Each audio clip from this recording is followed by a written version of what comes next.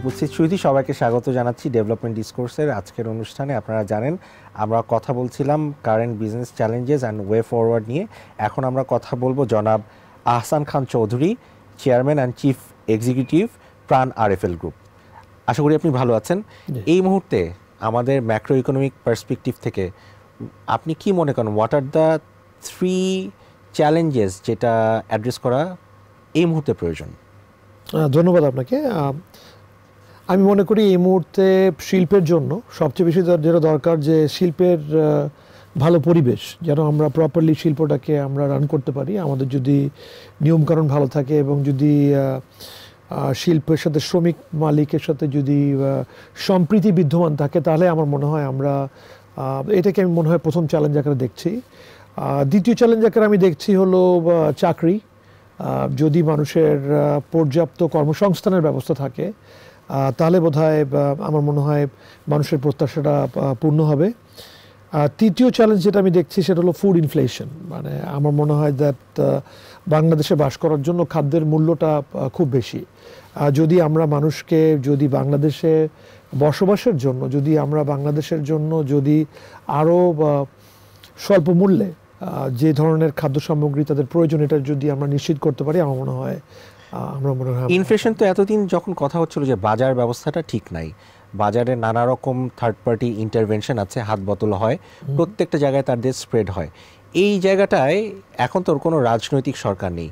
আপনি কি মনে করেন না এটা একটা মোক্ষম সময় এই জায়গাগুলোতে হাত দেওয়ার, এবং কিভাবে এই জায়গাটায় রিফর্ম করা যেতে পারে বলে আপনি মনে করেন? আমি প্রথম থেকে আসলে বাজার ব্যবস্থার জন্য অবশ্যই কিছু ত্রুটি ছিল, আমি বলছি না যে ছিল না, বাট আমি মনে করি যে আসলে আমি পার্সোনালি যেটা আমার ব্যবসা থেকে আমার যেটা উপলব্ধি সেটা হচ্ছে যে বাংলাদেশ একটি ক্রমবর্ধমান দেশ। আমরা বাড়ছি, আমাদের আয় বাড়ছে, সেই স্বভাবতই তার সাথে সাথে কিন্তু মানুষের খাদ্য সামগ্রী গ্রহণ করার চাহিদাও কিন্তু বাড়ছে। এবং চাহিদা যখন বাড়বে তখন কিন্তু অবশ্যই একটা ইনফ্লেশনের সৃষ্টি হবে এবং উত্তরোত্তর খাদ্যের মূল্য বাড়বে। সো আমি মনে করি এটাকে মোকাবেলার একমাত্র উপায় হচ্ছে আরও বেশি খাদ্যের উৎপাদনের পিছনে মনোযোগ দেওয়া। আমি যদি আপনার দ্বিতীয় যেই চ্যালেঞ্জেসের কথা বললেন, কর্মসংস্থান বৃদ্ধিতে করার জন্য আর কি ধরনের উপায় মানে পদক্ষেপ নেওয়া যেতে পারে? আমরা জানি যে আমরা বলছিলাম 2040-41 সাল নাগাদ আমরা যদি ডেমোগ্রাফিক ডিভিডেন্ড যেটা বলছি সেটার জন্য তো দক্ষ জনশক্তি তৈরি করতে হবে। সেটা কিন্তু আমরা এতদিন দেখছি যে খুব বেশি যে শক্তিশালী ভূমিকা নেওয়া হয়েছিল তৈরি করার জন্য, সেটা আমাদের মনে হয়নি। কি জায়গায় সেক্টর স্পেসিফিক যদি বলেন, what could be the next vocations যেটাতে আমরা উই ক্যান লুক ইনটু? অনন্ত ভোকেশন, মানে ভোকেশনের আসলে কোনো শেষ নাই। আমি প্রথমে আপনাকে বলবো, ধরেন গার্মেন্ট শিল্প। আমি মনে করি যে বাংলাদেশ যদি ধরেন $50 বিলিয়ন গার্মেন্টস যদি এক্সপোর্ট করে, আমি মনে করি বাংলাদেশের পক্ষে $100 বিলিয়ন গার্মেন্টস এক্সপোর্ট করা সম্ভব। পৃথিবীতে কি চাহিদা আছে? অবশ্যই পৃথিবীতে চাহিদা আছে। এবং আমি মনে করি এই গার্মেন্ট শিল্প কিন্তু আগামীতে কিন্তু আরও বেশি মানুষকে কিন্তু কর্মসংস্থানের সুযোগ করতে দিতে সক্ষম। এর পাশাপাশি আপনি যদি দেখেন যে ভোগ্যপণ্যর দিক দিয়ে ইউরোপ এবং আমেরিকাতে বর্তমানে যে ভোগ্যপণ্য ব্যবহার হয় তার অধিকাংশ কিন্তু চায়না থেকে আসে।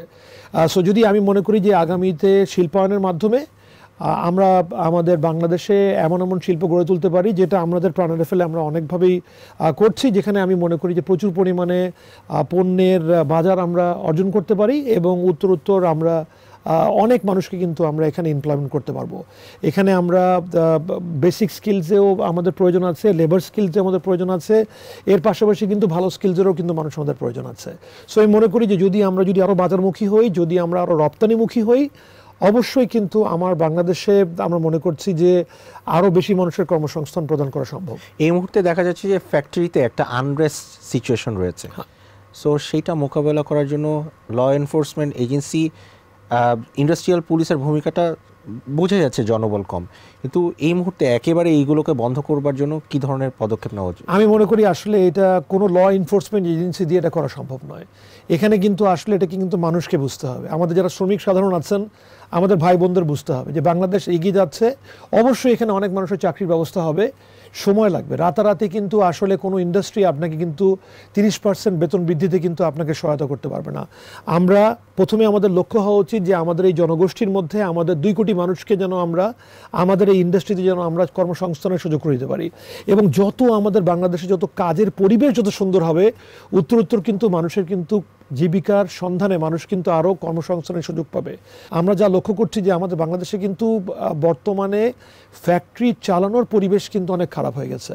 সো এখানে কিন্তু শ্রমিক আন্দোলনে লিপ্ত, যখনই কিন্তু শ্রমিক আন্দোলনে যাবে ততই কিন্তু আমাদের দেশে কিন্তু বিনিয়োগকারীরা কিন্তু বিনিয়োগ এর পিছনে মনোযোগী হবে না। আমি ধরেন আমার ব্যক্তিগত পরিকল্পনা ছিল আমাদের কোম্পানিতে আমরা 1,50,000 মানুষ আমরা একসাথে কাজ করি। আমার পরিকল্পনা ছিল যেন আমরা আগামীতে যেন আমরা 10 লক্ষ মানুষ যেন আমরা একসাথে কাজ করতে পারি, কাঁধে কাঁধ মিলিয়ে যেন আমরা কাজ করতে পারি। এবং আমরা কিন্তু এই নিবেদিত প্রাণ নিয়ে আমি কিন্তু গত 30 বছর ধরে এই ব্যবসার সাথে সংগ্রাম করছি এবং আগামী দিনেও করব। সো আমার কাছে মনে হচ্ছে যদি আমরা সকলে মিলে অত্যন্ত পজিটিভলি থেকে যদি আমরা কাজ করে যাই, আমরা যদি কেবলমাত্র যদি আমরা আন্দোলনে যদি লিপ্ত না হই, যদি আমরা গঠনমূলকভাবে আমাদের সমস্ত চাহিদা, সমস্ত দাবি, সমস্ত প্রয়োজনীয়তার কথা যদি উপলব্ধ করে যদি আমরা এগিয়ে যেতে পারি, তাহলে আমার মনে হয় ভালো থাকবে। আমরা একটা সময় দেখেছি স্বাধীনতা পরবর্তী সময় আমাদের ক্ষুদ্র কৃষকরাই আসলে এই এগ্রিকালচার সেক্টরটাতে কাজ করতো, এরপরে কর্পোরেটগুলো আসলো, এখন তো লার্জ স্কেলে অনেক কিছু হচ্ছে। আপনি 30 বছর ধরে কাজ করছেন, আগামী 30 বছরে এই সেক্টরটাকে কোথায় নিয়ে যাওয়া সম্ভব, গিভেন দ্য কনটেক্সট যে আগে শুধুমাত্র আমরা অভ্যন্তরীণ চাহিদা মেটানোর জন্য অনেক কষ্ট করতাম, এখন আমরা পণ্য বাইরে রপ্তানিও করছি। What are your visions? আমার কাছে মনে হয় যে আগামী দিনে কৃষি কমপ্লিটলি ইন্ডাস্ট্রিয়াল হয়ে যাবে। এখানে কিন্তু ক্ষুদ্র কৃষি থাকবে না, এখানে কিন্তু কৃষিতে বড় বড় কৃষকরা আসবেন, যারা বর্তমানে যদি কোনো কৃষক 1 একরের জমিতে যদি চাষাবাদ করেন, আগামীতে কিন্তু 100 একরের কৃষক কিন্তু বাংলাদেশে পাওয়া যাবে। এখানে কিন্তু বড় বড় কর্পোরেটসরা আসবে, বড় বড় কৃষি উদ্যোক্তারা আসবেন। এবং আমি মনে করি যে স্কেলের মাধ্যমেই, মানে আমাদের দেশে আরও যেন স্কেল গঠনের মাধ্যমে কিন্তু আমাদের কৃষির উৎপাদন বাড়বে, কৃষির ব্যয় কমবে, আমরা আরও ভালো মানের পণ্য আমাদের জনসাধারণের জন্য উপস্থাপন করতে পারবো এবং উত্তরোত্তর বাংলাদেশে কৃষি বিপ্লব সাধিত হবে। ছোটবেলায় আমরা পড়তাম যে গনি মিয়া একজন দরিদ্র কৃষক, তার নিজের কোনো জমি নাই, সে অপরের জমি বর্গা চাষ করে। এই গনি মিয়াদের কী হবে, বা ক্ষুদ্র কৃষক যারা রয়েছে তারা এই নতুন ধারাতে কেমন করে নিজেদেরকে মানিয়ে নিতে পারে, সম্পৃক্ত করতে পারে, বাজারে টিকে থাকতে পারে বলে মনে করেন? আমার মনে হয় দুইটা জিনিসকে কিন্তু একটু ভিন্ন করে দেখতে হবে। যে আগের দিনে বাংলাদেশে বেশিরভাগ কর্মসংস্থানের জোগাড় কিন্তু দিয়েছিল হলো কৃষি, বাট আমি মনে করছি যে আগামী দিনে কিন্তু কৃষি কিন্তু অধিক মানুষের কর্মসংস্থানের যোগান দিতে পারবে না। আমি মনে করি বাংলাদেশে একভাবে শিল্পের বিপ্লব হবে এবং অন্যভাবে কৃষিতে ইন্ডাস্ট্রিয়ালাইজেশন হবে, কৃষির সাইজ আরও বড় হবে, যেন আমরা কৃষিতে বড় করার মাধ্যমে যেন আমার দেশের উৎপাদন ব্যয় আমরা কমিয়ে আনতে পারি।